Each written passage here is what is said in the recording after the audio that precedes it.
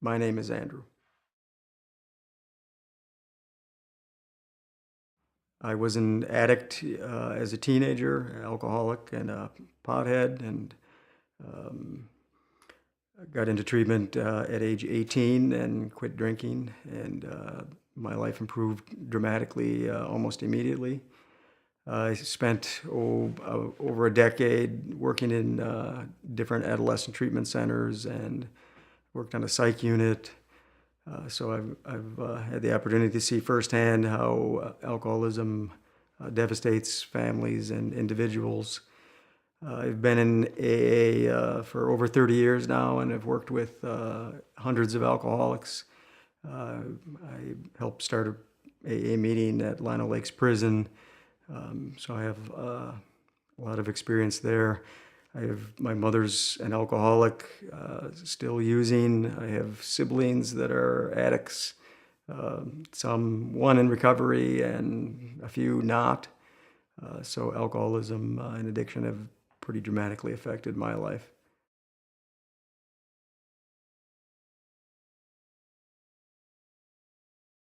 As much as we'd all love to have some silver bullet pill to fix alcoholism, I just really doubt that that's ever going to happen. Alcohol is a widely used and accepted drug in the United States, and a lot of people use socially. And um, my understanding of the research that's being done is that it's oriented towards mostly withdrawal and detox. And my experience is that that's really not the biggest problem. Most detox is over by about 5 days, and alcoholics, the alcoholics that I've worked with, uh, can stay sober for 5 days pretty regularly. So I just don't see that as being the big issue. How I view it is, uh, it's almost like the single biggest advance in human health was from hand washing and clean drinking water and sanitation. And I see the same thing with alcoholism. The biggest advance in alcoholism are pretty simple things like AA being available for support, treatment centers, people kind of having a rough understanding that alcoholics aren't crazy, which is what they used to think. And I think our lower tolerance for alcoholic behavior has helped a lot. So, if you look at alcoholism over the last, since Bill W. 60 years ago, in his time, alcoholics didn't recover till they were in their 50s. Now, most of the people that I see in recovery begin in their late 20s, mid 20s, 30s. I don't know, the average age now is probably 30.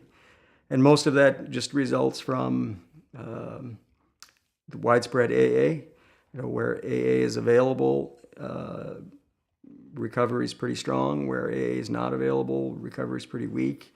In Minnesota, there are a lot of services oriented to alcoholics, and there's a pretty good understanding of it. And recovery here is really through the roof, pretty astronomical. And I think, like I said, a lot of it is oriented to our tolerance for the behavior that's associated with alcoholism.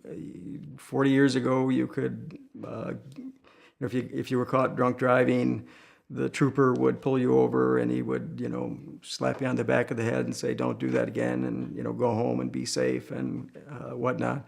And now you get hammered for it, and spouses don't put up with alcoholics anymore. They leave them or kick them out. Employers fire them. So our whole level of awareness and tolerance has changed, and as a result, I think people are sobering up younger and younger.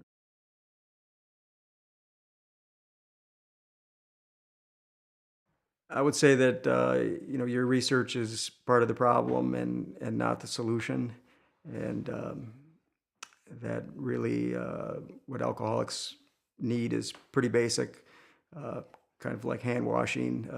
They need AA, they need support, they need people to have a low tolerance for their behavior and to hold them accountable. And they need people to recognize that, just the basics about what alcoholism is, that we're not crazy. So I think as researchers, you're just wasting time, money, and resources. And I would ask you not to cause pain in my name.